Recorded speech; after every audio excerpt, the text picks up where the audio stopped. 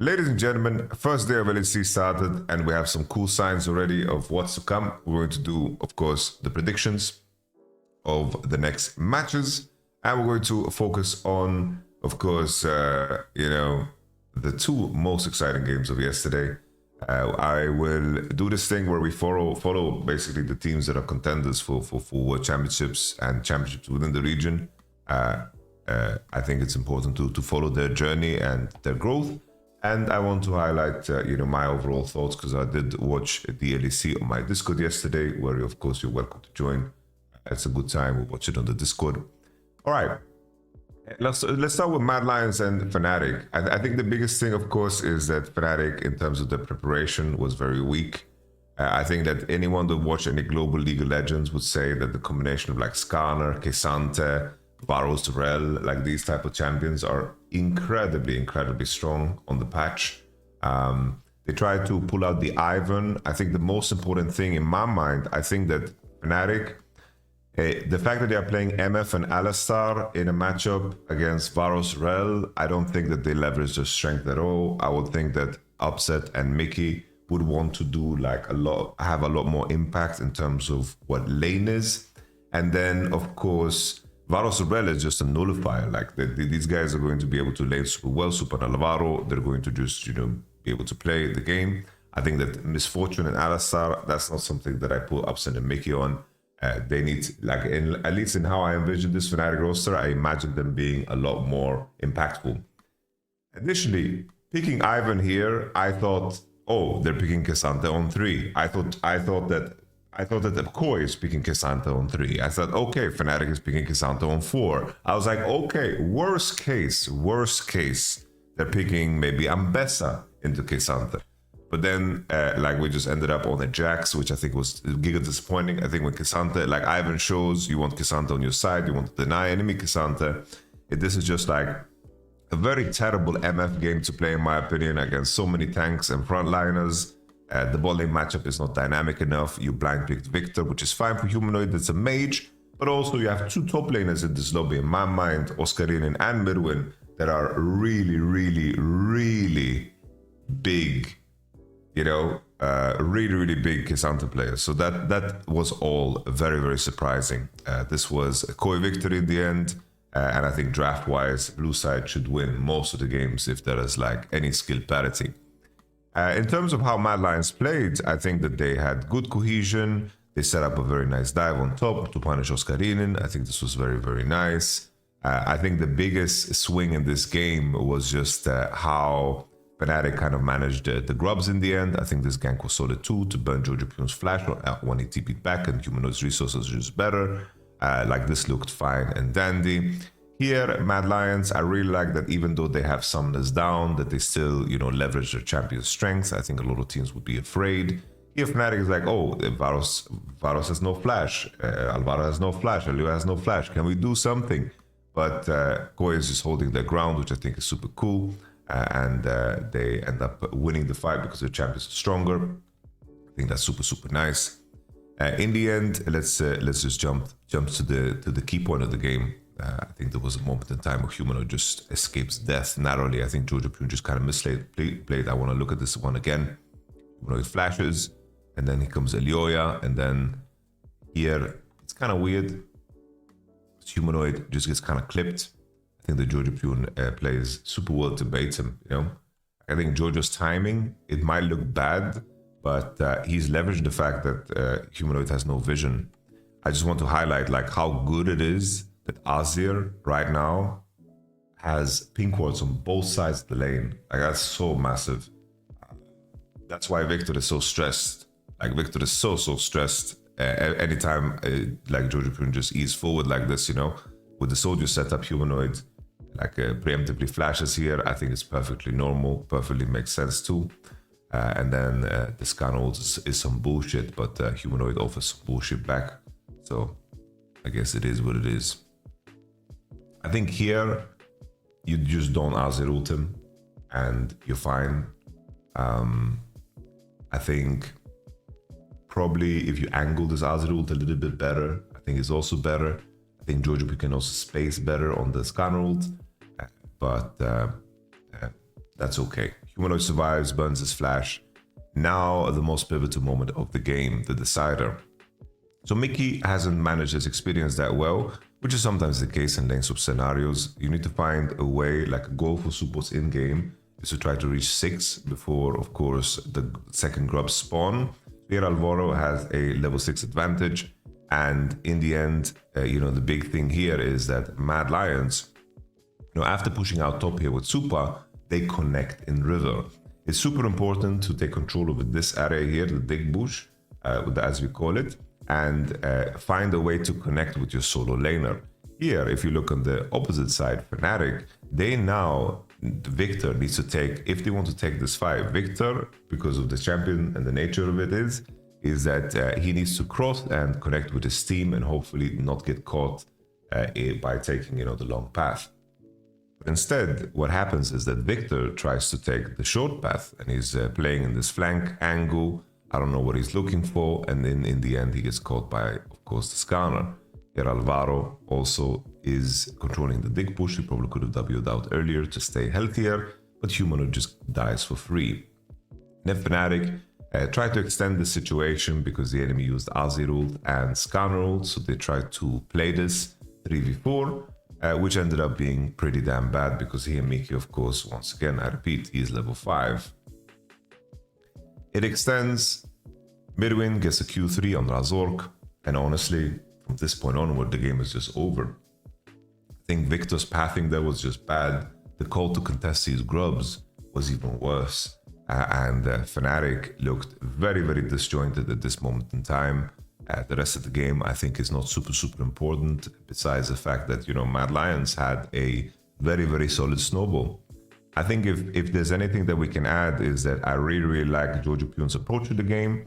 I am so happy to see players come into the league and play bold. They play very, very bold. An example from Vitality was Chaik yesterday on the Talia. I think that was super good. I was super happy with how Kalis played, super bold, forward, and played the champ. Didn't let nameplates or the circumstance change the way they play at all.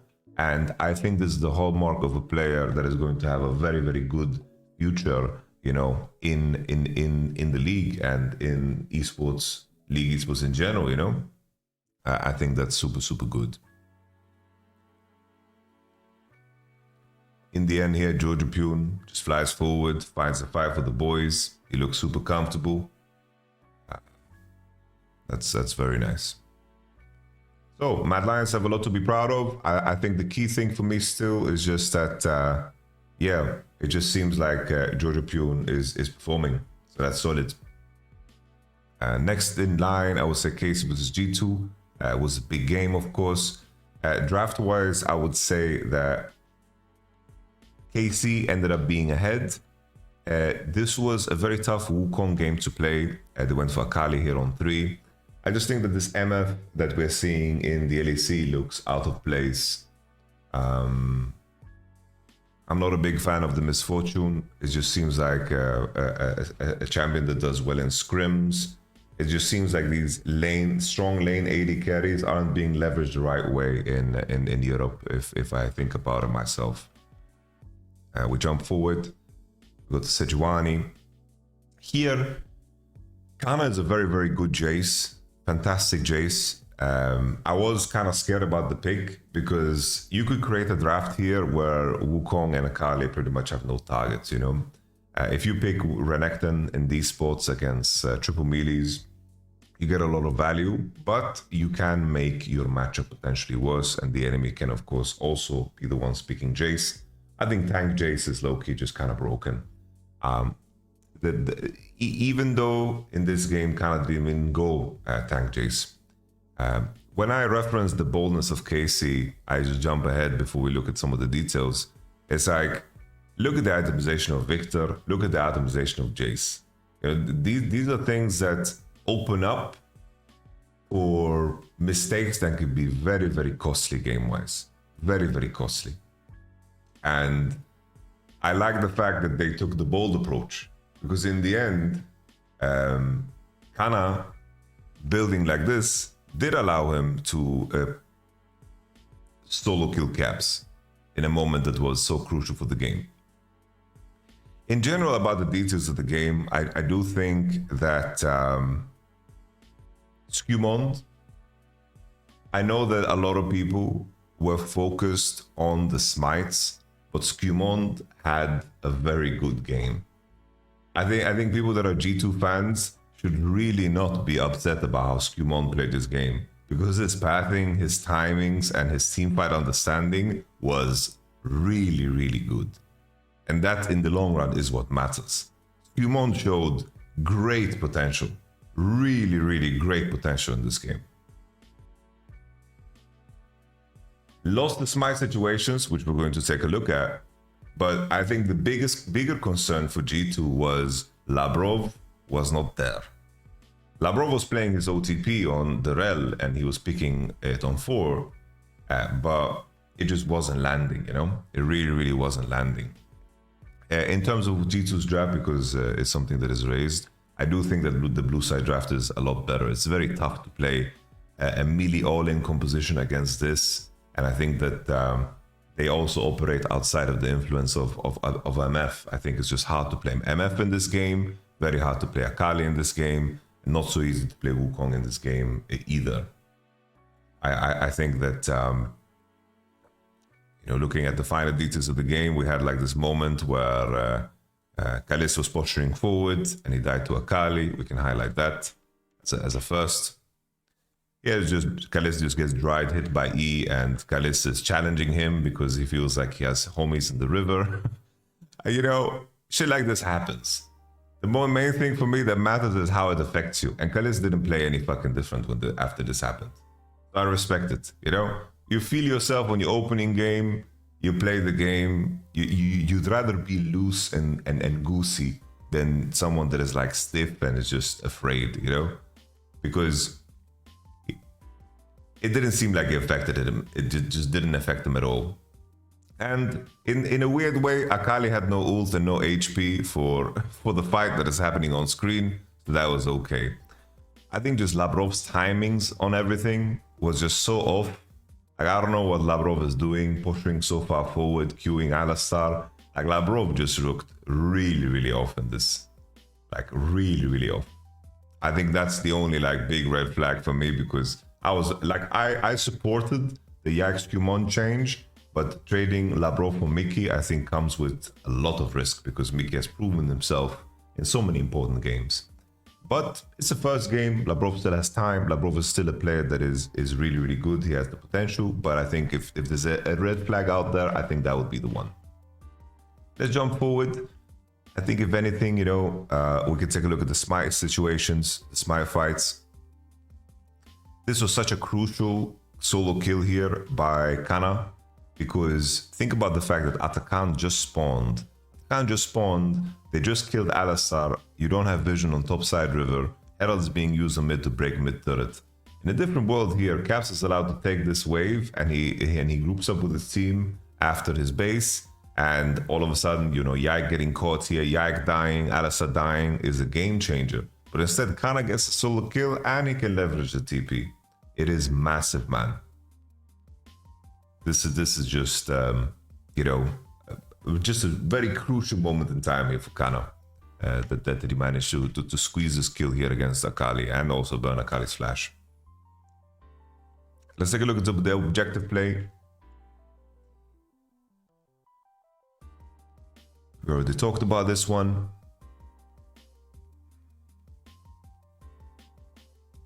Something that I think that G2 did very well, which is quite educational, is that BB does such a good job of pushing the top waves on his lonesome. He's stealing those top waves, which allows his team to make a play and enter into bottom side. I think this over time is something that makes, of course, G2 so dangerous in terms of how Caps and BB kind of coordinate in terms of getting information for each other. I think this is super, super good. Super, super good. Yeah, Tagamo's just holding ult, you know, he died. It's Caps being cool. I like it. We continue. Because, for example, if we isolate a certain moment in time, look at the differential right now between Skewmond and Yike in the game. You know, Yike is level 10. He's suffering in this game. I was very impressed with Skewmond keeping up, like getting the farm done, and at the same time, you know, just playing the fight super well. I think that Skewmond showed a lot of promise in this game that they lost. It's just that I think it's very easy to isolate the smites and focus on the smites, which of course we're going to look at now.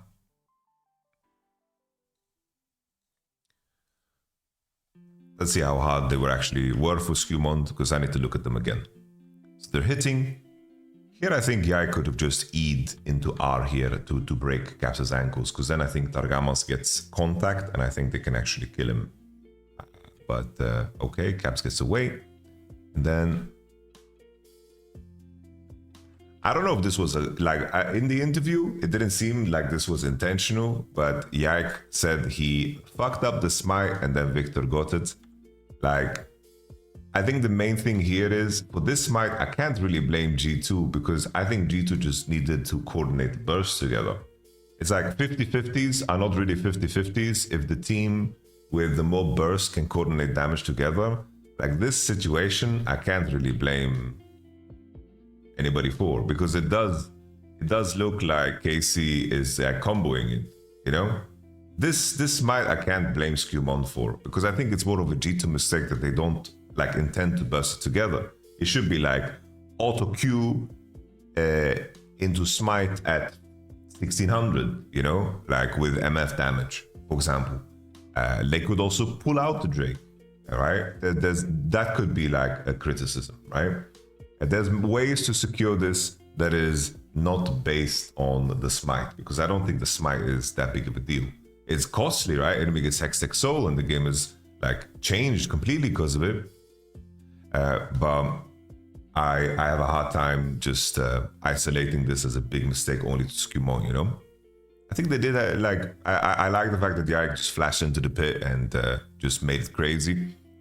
This G2 decision also makes a lot of sense, right? They killed Kana, and if they don't get Atakan here, then Hextech Soul would just be overbearing. And let's take a look now how Yike gets the entry. Another thing here is that I think you could have also pulled Atakan out. Let's take a look at the situation.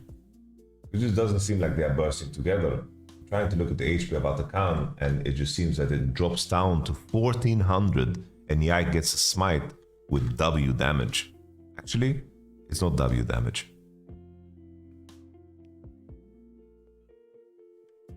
It's also with the vision here.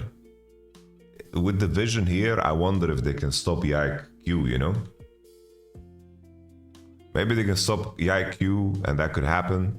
But I do think it's like G2 just need to coordinate burst, you know? They need to coordinate burst. Like that's what T1 does. It's like they just coordinate burst with whatever whatever abilities they have. I do think that this one is a lot more egregious than the Hextech one. Here for sure, I think that you can put some blame on Skewmond regardless. But I do think there's other things that can be optimized. But I think it's important as a community, whoever who watches this video or this stream, I think it's important not to isolate Skewmond's like smite situations and look at his entire gameplay, because I think the way he farmed and the way he fought, it's like borderline. We had our own like owner performance, you know. It was like an owner performance without this with Giliu's smite.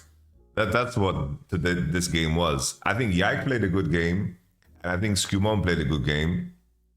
I think that the draft was quite bad from G2's side, and I think Labrov was very, very off, man. It's like Labrov was very, very off. I didn't recognize Labrov at all, man. I didn't see Labrov at all. I was not a big fan, you know. It's also, it's like you have other options too. It's like you can stop damage when you see the ward, right? Like they see the enemy enter here, maybe they stop hitting. Like there's a lot of things that can be done here, you know. Like I think BB was busy in a good way. I think BB took some top waves that allowed you know, G2 to make gameplay. I think BB's still the best top lane in the league, right? Did a good job. I just think G2's draft, you know, could do some workshopping. Like, I think if G2 walks into the same game, they are not, you know, going into this. They can just stop hitting Atakan too, right? Right now, if G2 stop hitting Atakan, let's say they stop hitting Atakan while Caps and BB is gaming, they win, right? They could stop hitting it right now at 3k and just hit Targamas. They could win the game here, right? But they don't. The final thing I wanted to highlight, I'm just so happy to see like Yike and Targamas be like active together. I think that's like super fun, you know? Like they're entering, taking vision together. Like this warms my heart, you know? Like them taking vision together, taking space together. It's like good gameplay, you know? I think it's cool what Yike highlighted in the interview, that Targamas is talkative, everybody's talkative. Vladi does good comms, Kalisko does good comms, you know? And I think it's a fantastic start for Casey. Fantastic start. I think Kana is just ramping up. I think his regular split in summer, atrocious. His playoffs, better. Deeper into playoffs, better. And now seems to be fully comfortable to Europe and Berlin. So I'm happy about that. Yike seems to be finding his footing on KC. So that's super cool. Let's talk about the matchups. I'll talk about some of the teams that didn't mention here. Team Red vs SK, I think that this is... Damn.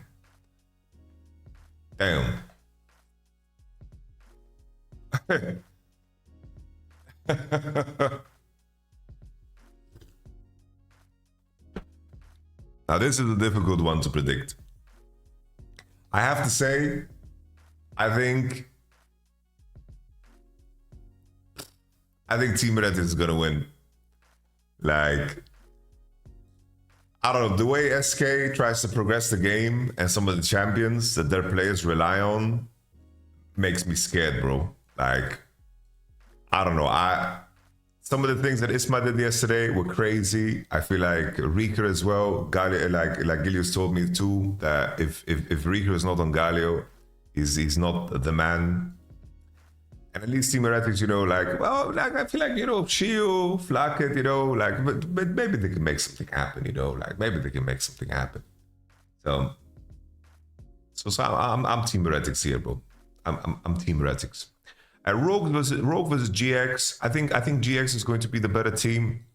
I think the GX as a team, this is a very good roster. I think Lot looked perfectly fine, perfectly reasonable. I think that he looked solid, but this is a good roster, bro. I think Jackie's and Vladi, bro, EU mids is back on the menu, man. EU mids is back on the menu. This is like real fucking talent. I think Jackie's is really good. I really like Jackie's. Noah and June look revitalized, and also at the same time, it's like Noah and June were weaker than G2 in some best of fives.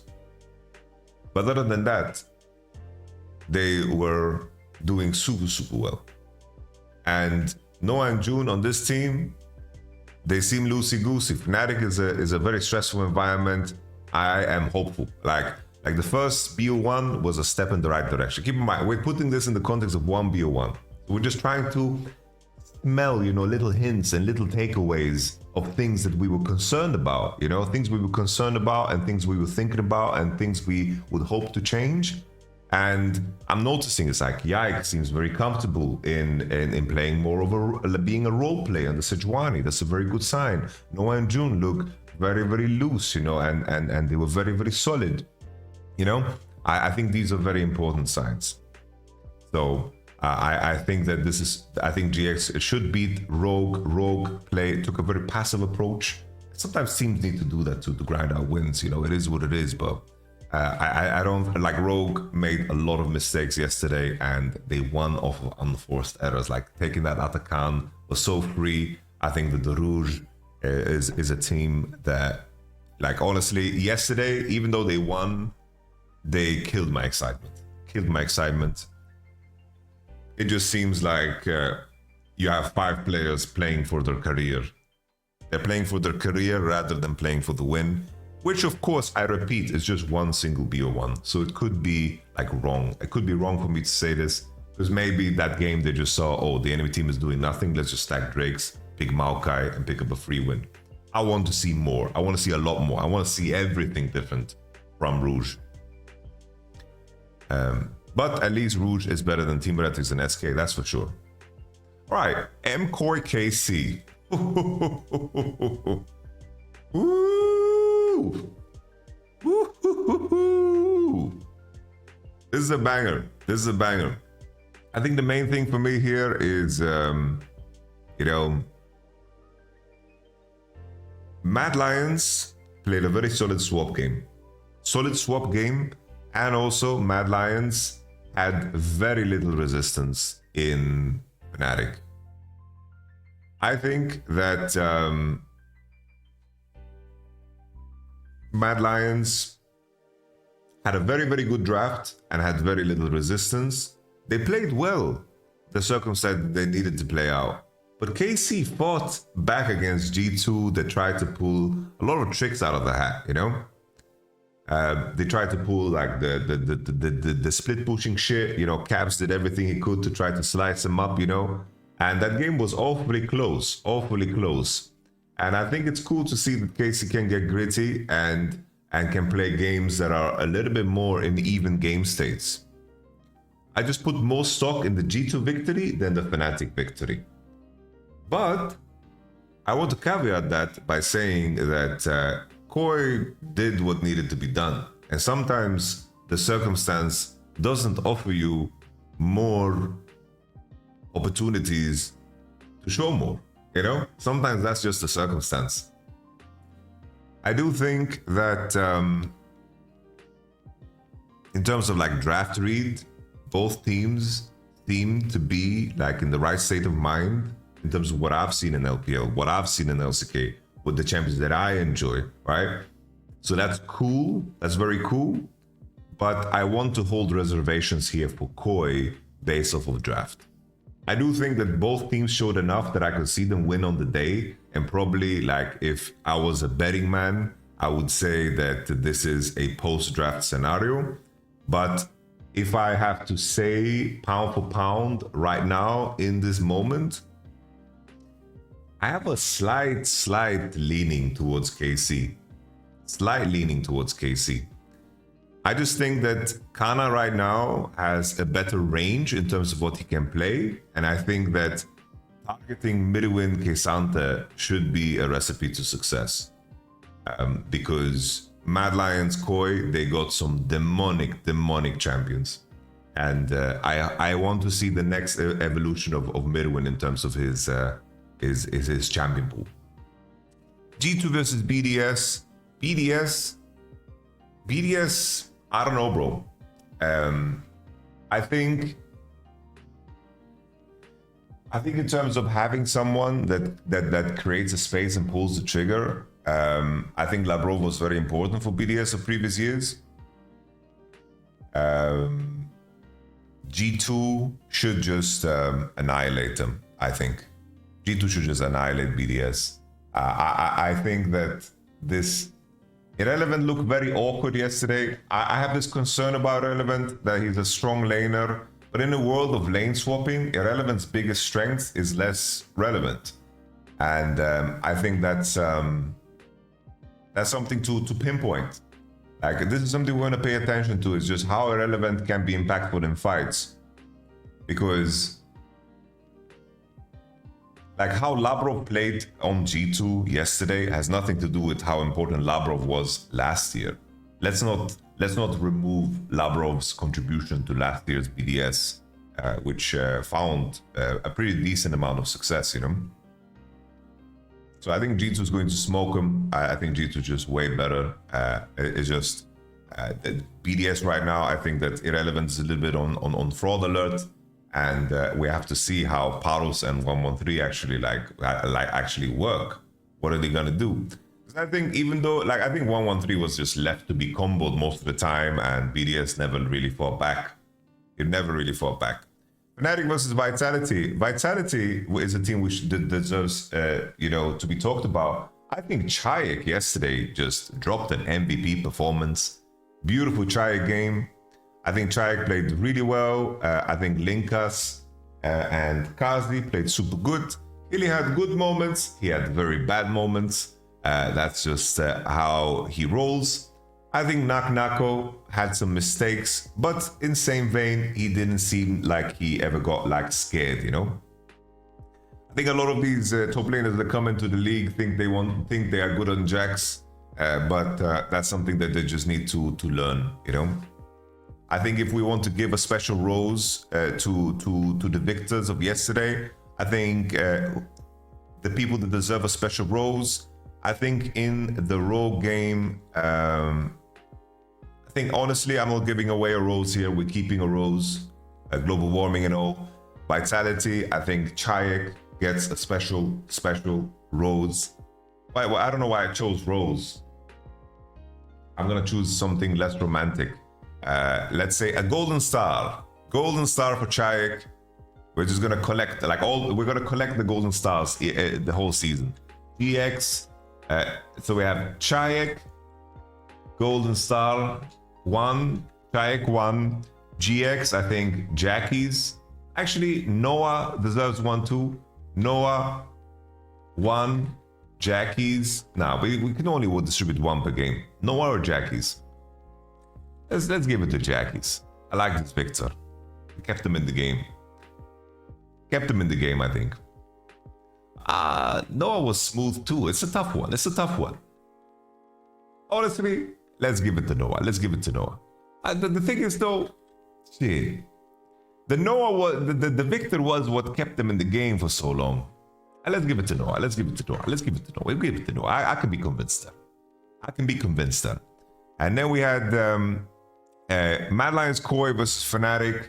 I think the big one that stood up, I guess, it's just Jojo Pune on the Azir. I liked a lot. I think that you could give a shout out to Elioya too. I think Alvaro looked fucking good as well. Honestly, the whole team just very good team play. But Jojo Pune, I like how he forward. I like how he got into Humanoid's head. It was nice. And then KC versus G2. Honestly, for me, it's Kana, bro. Kana gets the golden star for the KC match. I think Kana was phenomenal. I'm assuming he got the MVP too, right? He must have got an MVP, right? There's no way he didn't get MVP. He must have got an MVP. He must have got an MVP. No, he was not even an option. Damn. I get it though. Community loves smite steals. They love smite steals. But we are gonna give a golden star to Kana because he was phenomenal, bro. He took like 9 platings. Solo boloed caps in a very crucial moment in time. Played fights well. I liked it, you know. Really liked it. He was dealing very well with you know, the G2 secret weapon, the side laning in LEC, you know. So I like that. But LEC is interesting. I wanted to finalize by adding my commentary here. Is that I tweeted out about Trump coin. No, I'm kidding. I tweeted out here, today was a great sound for LEC. It's funny that a lot of the replies are focused on worlds. Bro, it's like, come on. We shouldn't get so far ahead of ourselves. Today was a great sign for the LEC in the sense that Koi is doing super well. Casey is doing super well. That's great for the league, bro. Fnatic and G2 losing is great for the league because G2 and Fnatic are gonna get their shit together. They need to fight and they need to have teams that can resist. Like the top 5 teams of Europe are looking super interesting. And Vitality seems right now like they could edge out BDS, you know? So that's super cool. You know? It's kind of like we have our top 6 right now already, you know?